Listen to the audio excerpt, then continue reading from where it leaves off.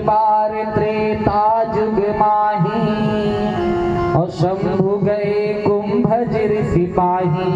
त्रेता युग में भगवान भोलेनाथ कहाँ गए? कैलाश पर्वत से नीचे आए। किस लिए नीचे आए? कथा सुनने के लिए।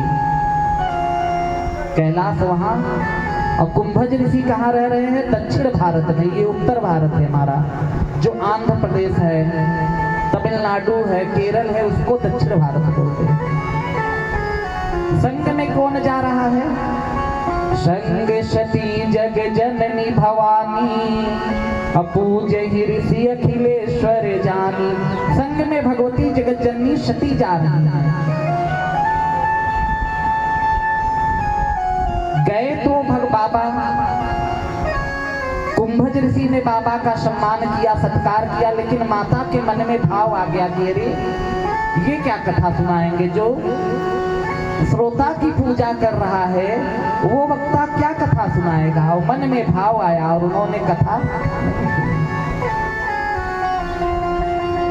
न सुनने का फल क्या हुआ कि माता सती ने भगवान राम की परीक्षा ली।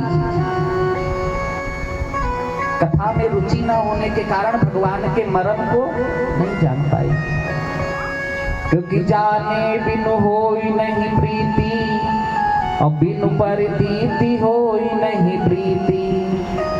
प्रीति बिना नहीं भक्ति दृढ़ाई। बिना प्रीति के भक्ति दृढ़ नहीं हो सकती।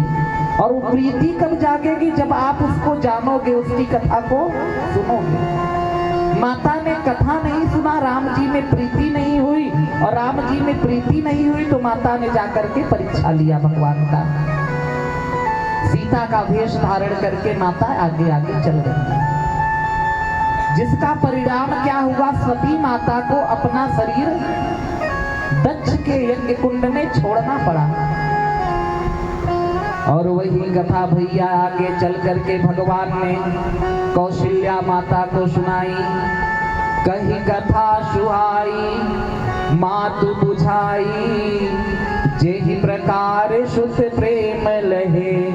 जब भगवान प्रकट हुए तो सबसे पहले भगवान ने क्या किया? कौशल्या माता को कथा सुनाना शुरू करी। तब माता क्या बोलती? माता पुण्य बोली सो मत डोली तजहु तात यह रूपा। हे तात, मैंने आपके जन्म के प्रयोजन को समझ लिया है, किस कारण आपका जन्म हुआ। अब आप इस रूप का त्याग करके कीजिए शिशुलीला, अति प्रिय शीला, यह सुख परम अनुपा। अब आप बालक होकर के शिशु लीला करिए। सुनि बचन सुजाना रोदन ठाना, होई बालक सुरभूपा। तो माता कौशल्या ने जो कथा सुनी उसका फल क्या हुआ कि राजा दशरथ तो राम के बिना नहीं रह पाए, लेकिन मैया कौशल्या अंत तक भगवान की लीला में रही, क्योंकि उनको भगवान के तत्व का बोध हो गया। और अंत में भगवान के साथ भगवान के समस्त लीलाओं का दर्शन करते हुए माता उनके साकेत धाम को गई।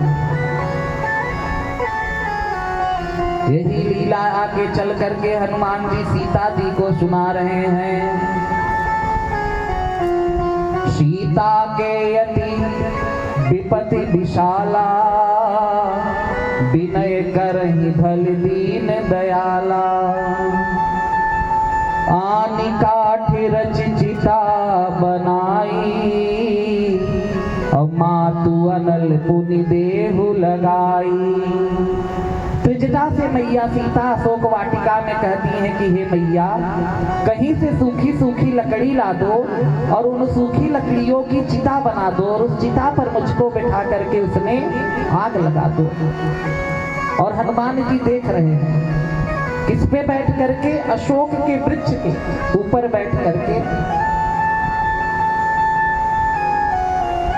देखि परम बिरहा कुल सीता, असोचन कपि कल्प सम बीता।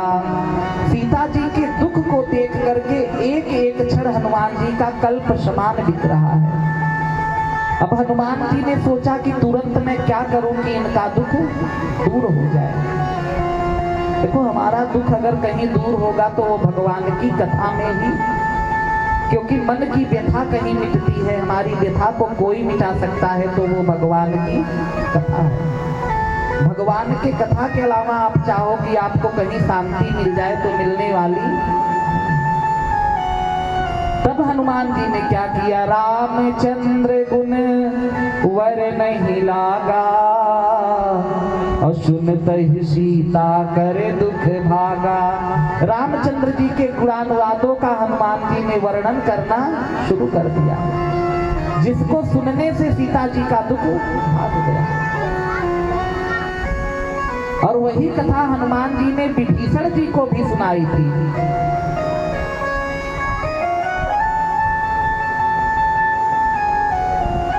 विभीषण जी को वही कथा सुना, तब हरि कथा सही, सब पहले पूरी कथा कही और तब ली थी निज नाम। पहले भगवान की कथा सुनाई, फिर अपना नाम बताया हनुमान जी ने, और उस कथा को सुनकर के विभीषण जी प्रसन्न हुए। भगवान की कथा में उनकी रुचि लगी, जैसे आप लोग रुचि से बैठे हो। तो उस कथा सुनने का फल क्या विभीषण जी को मिला? विभीषण जी को फल मिला ये, जो संपत्ति शिव रावण नहीं, दीन दिए दशमाथ, और सोई संपदा विभीषण नहीं, सकुच दीन ही रघुनाथ।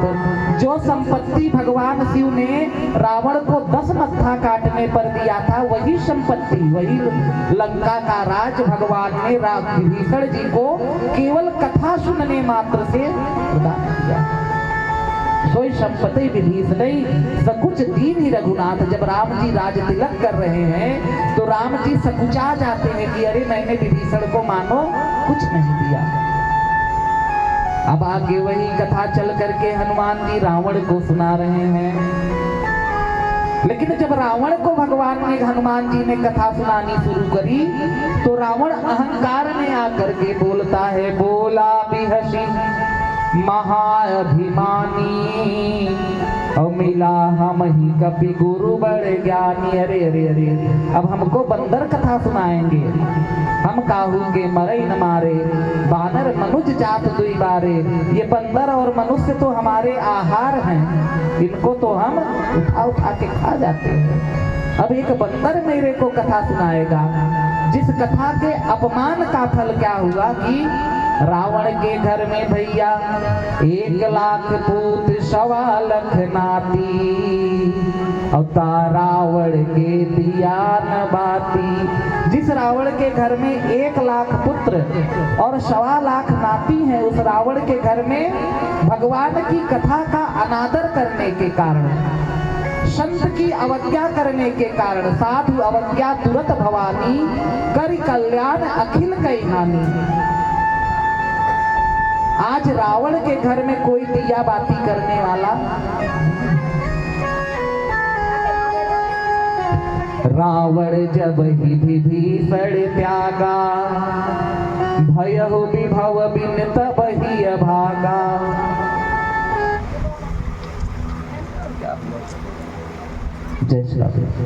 रावण जब ही विभीषण त्यागा, रावण ने जैसे ही विभीषण जी का त्याग किया, बोलते हैं वैसे ही रावण का सारा वैभव चला गया। देखो आपके जीवन में अगर कोई भक्त है, अगर आपके जीवन में एक भक्त है, भक्त का संग आपको मिल रहा है, उस भक्त से आपको आर्थिक फायदा नहीं हो रहा है, वो भक्त है वो आपको पैसे से फायदा नहीं कर रहा है और हर तरह से फायदा आपको नहीं पहुंचा रहा, लेकिन भक्ति के मार्ग से वो आपके अनिष्ट का हरण कर रहा है।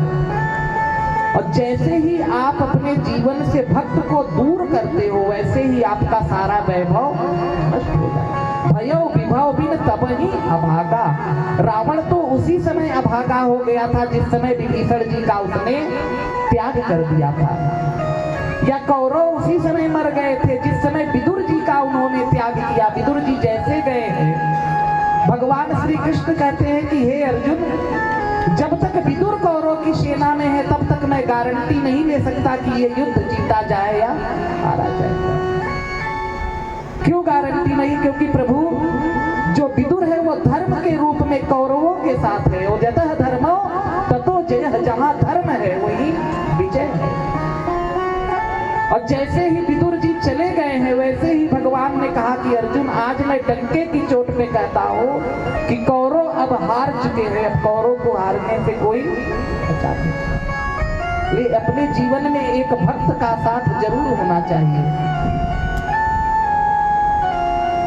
अगर वो भक्त आपके साथ है तो आपका कल्याण अवश्य हो जाएगा, लेकिन अगर भक्त का साथ नहीं तो भैया आपका कल्याण देखो भक्ति के नाते से भगवान तार देते हैं। मीराबाई के पति हैं राणा भोज, 16 साल के राणा भोज हैं और 14 वर्ष की मीराबाई हैं।